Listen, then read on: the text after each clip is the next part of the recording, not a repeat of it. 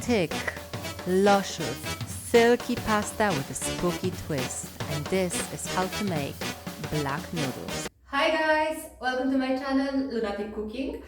I'm the lunatic who cooks food and we are here today with, I know I made this recipe last year. I saw it on my channel when I reactivated it, homemade pasta. And while basically the recipe will be staying as the same, I wanted to share this video also because we are going with a Halloween twist today and we are making black pasta. So if you are keen to see what black pasta actually looks like and what it entails, stay tuned. So for pasta, guys, we are going to be using the same ingredients that I posted in the recipe a year ago. If you want to check it out, I'll put the link in the description. But to make it black, we are going to be using this one special ingredient. So I am using the cuttlefish ink, and actually I had this laying around for a year because it was my intention to do it last year already, and then I got distracted with everything. But it's still good, it's still fresh. The expiry date is actually quite long, so I'm really happy about that. Didn't go to waste. So we are going to be dyeing the pasta black with the cuttlefish ink. I got it from Amazon, delivered to my house. Like, I live in the Irish countryside, so we got no shops out here. Like, even the Asian stuff that I'm using, like sometimes I don't get ingredients. We'll get into it as we go. Amazon, I got this there a year ago and it's still good. So we are making black pasta with that, guys. We are using semolina flour. We are using, I'm using pizza flour. I always find the pizza flour is the best to work with. Like, for pasta and pizza, I love my 00 flour. So you can use that. We are also using a bunch of eggs and a little bit of oil. I don't know, like, I find that the oil really stabilizes the pasta dough. So yeah, let's do this. Okay, let's begin. So we have 600 grams of 00 flour. Now I am making a dinner for 7 people, so it means 7 portions. And I've just realized that 100 grams of flour and 1 egg per person is the right way to measure out your quantities. So I have 600 grams of 00 flour and 150 grams of semolina flour, and I have 7 egg yolks and 20 grams of black cuttlefish ink. I also have 9 grams of salt here. So it might seem like a lot, but it really does make a difference. It does stabilizes the dough a little bit, so you know, every little bit helps, just like Tesco's.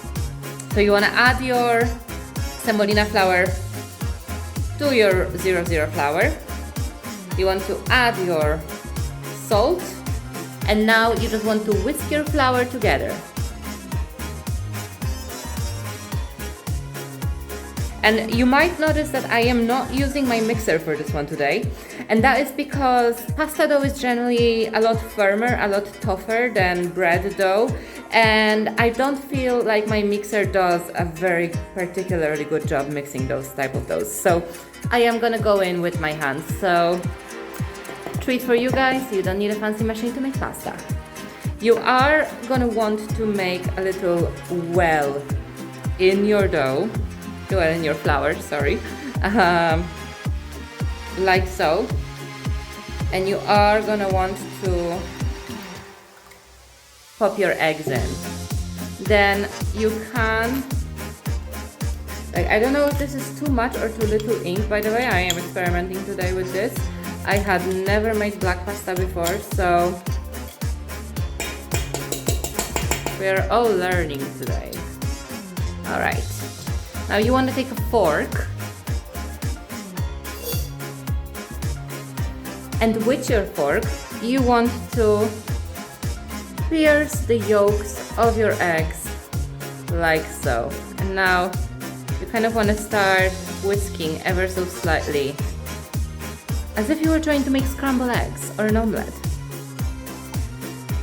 And that ink should also mix into the mix. Like, we might be adding more. Let's just see how the pasta ends up looking. And you want to start slowly incorporating the flour into your egg mixture. Oh my god, that's really black, isn't it? I'm really excited now. Look at this. Bit by bit, you want to incorporate more and more of that flour into your egg mixture. And you're gonna continue doing that until you feel so brave as to actually go in with your hands. Oh, I forgot about the oil. It's not too late. 1, 2 dashes of oil, like that. All right. Makes it a little less sticky in the end. Okay, I think that this dough is ready to be touched now.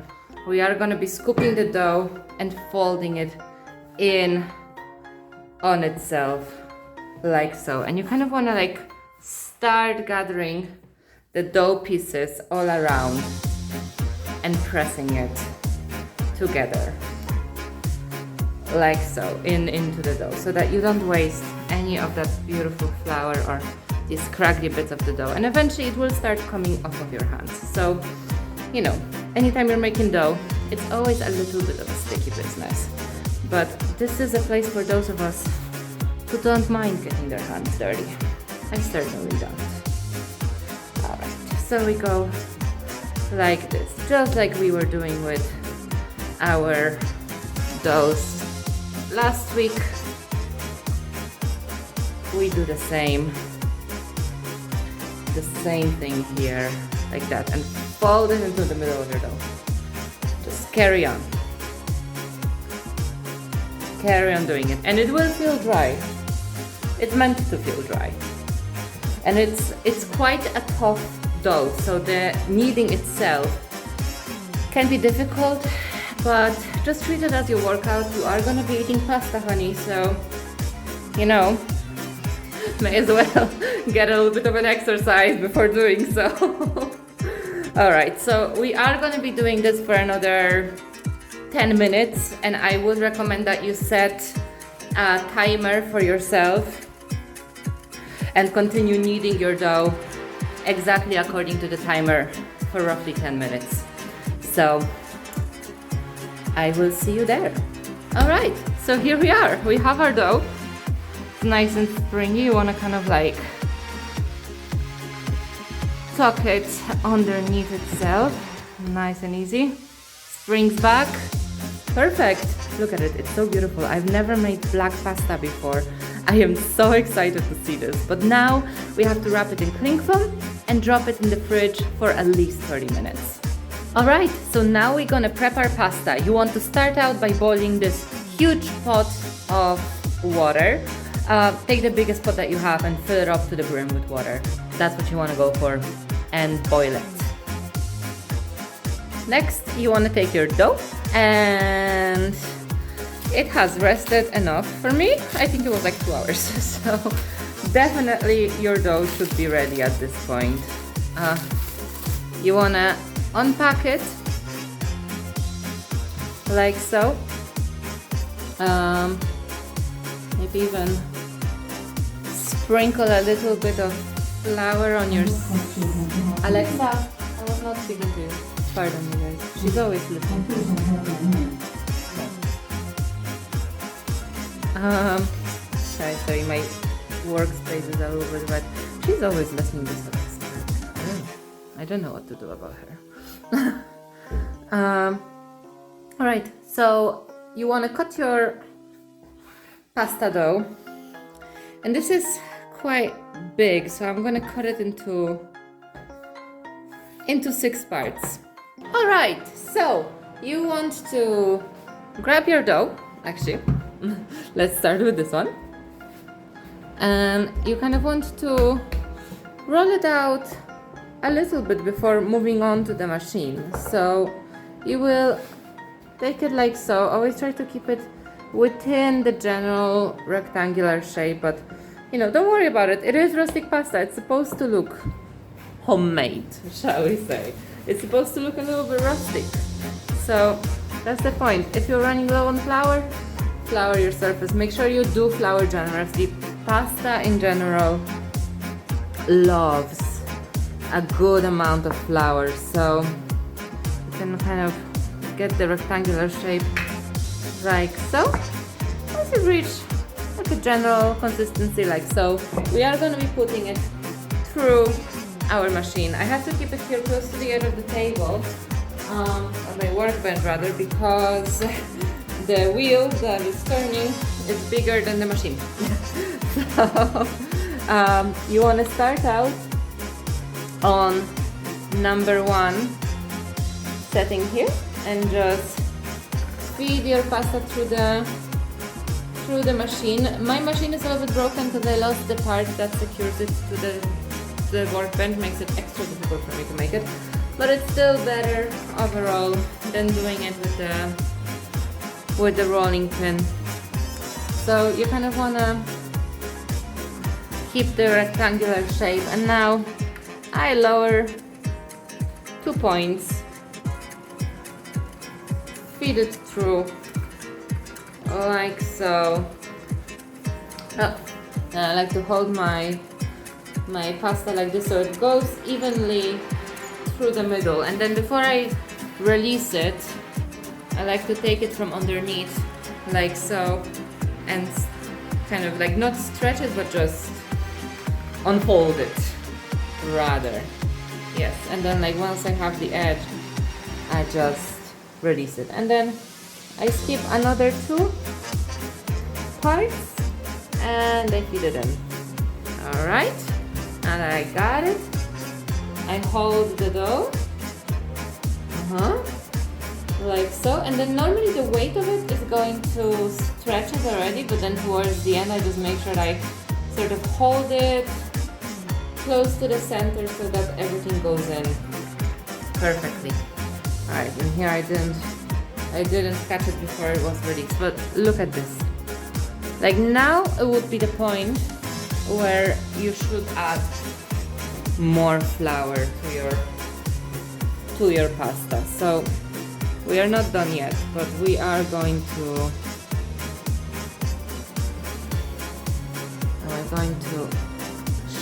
shape it rightly like so, and then dust it with a generous amount of flour on both sides. As you guys can see, I have already made some pasta here, but my initial footage was kind of bad. I did something stupid and I want to correct my mistakes, so I'm not gonna show you that part. Here you go. So here it is, fully dusted and ready to go. Let's bring it here. Now I'm at number 8. Perfect. And I'm not gonna go further than this. So I like my pasta to have a little bit of girth. Like now, bear in mind, you guys, it will expand in the water, yeah? So if you're like me and you are an al dente pasta freak, you know, make sure that it's thin enough because it really will expand. Alright, so like this, now we take it from underneath and we have such a long pasta shape, but no worries because we're gonna have actually 2 sets of pasta. I like to work efficiently. I'm sure that the proper Italian pasta maker will come after me and tell me I disregard their culture. Well, this goes into ramen, so joke's on you. Here it is. Alright, so yes, I like this thickness. Alright, so now I'm gonna measure it basically in half, like so, and then I'm gonna take my knife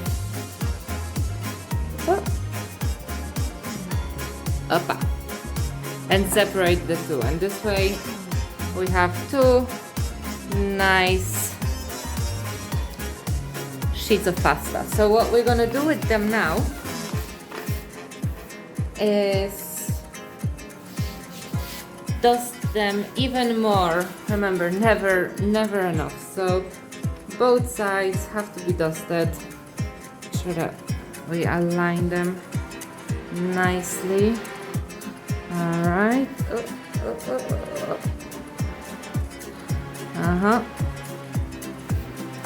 Alright.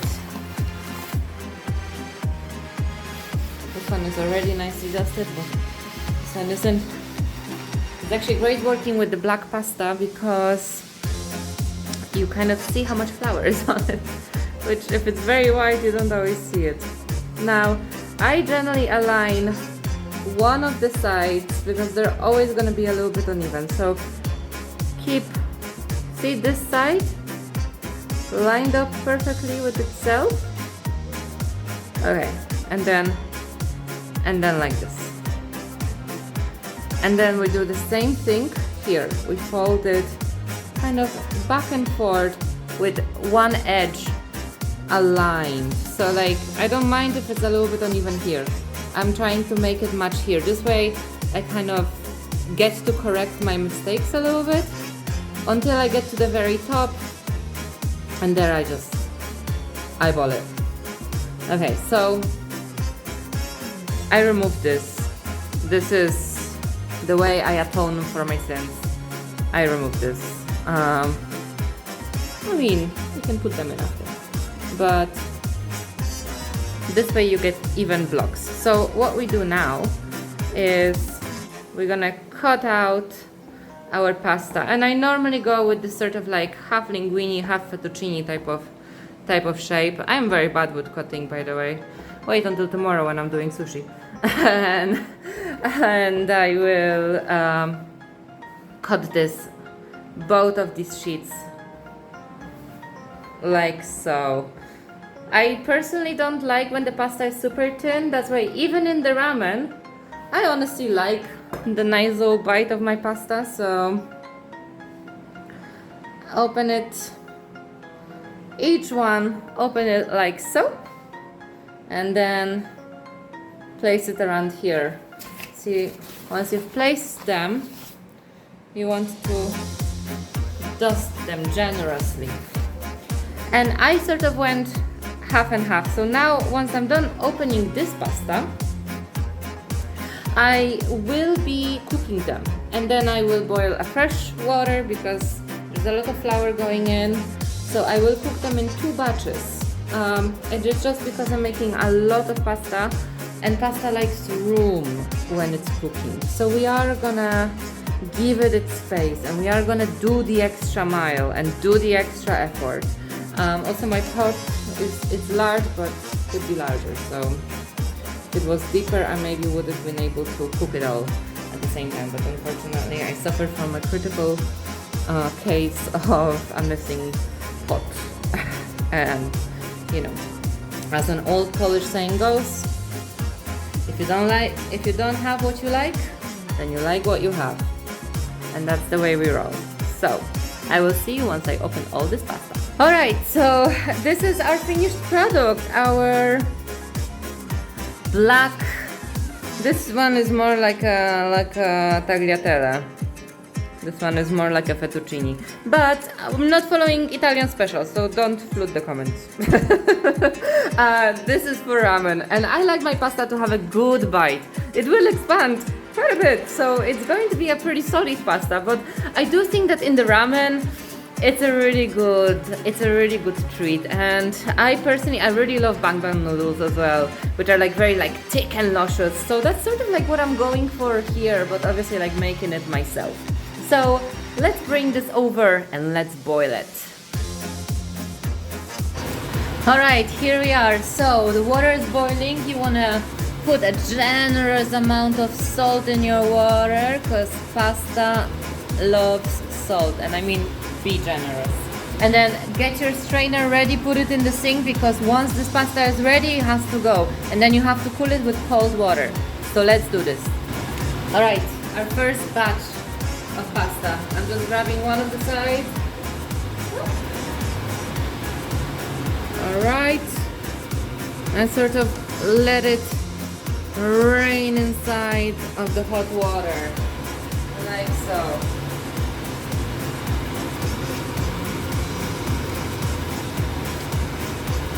And this one. Perfect. Like this. Continue cooking on high heat And make sure very gently go in and move your pasta around just so it doesn't stick to the bottom of your pan. Wow, look at this water turning dark. It's beautiful. And this pasta, because it's fresh, it literally needs just a couple of minutes. So I'm actually gonna pop the lid on because my stove is not very powerful. I'm gonna pop the lid on, hoping to increase temperature because pasta likes to cook in a high temperature.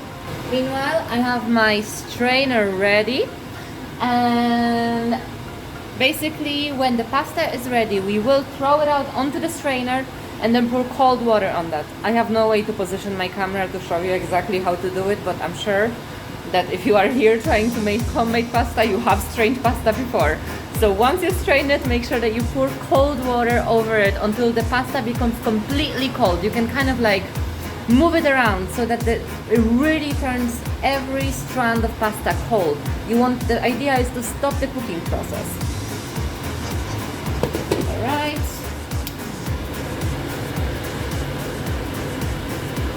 So it's moving around.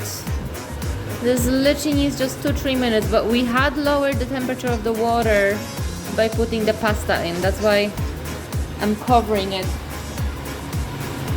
ever so slightly, just to increase the temperature faster. Alright, how is this doing? The best way to know whether it's ready, and it literally will be 2-3 minutes. So grab a fork. And now, my favorite part, taste test. All right. Look at this baby. It's absolutely gorgeous, isn't it? Look at it. Let's try it. Oh my God.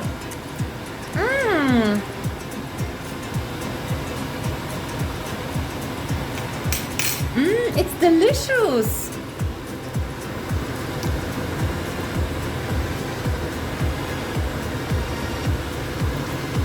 But I don't know if it's ready.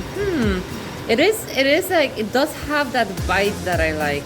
Okay, let me try one more.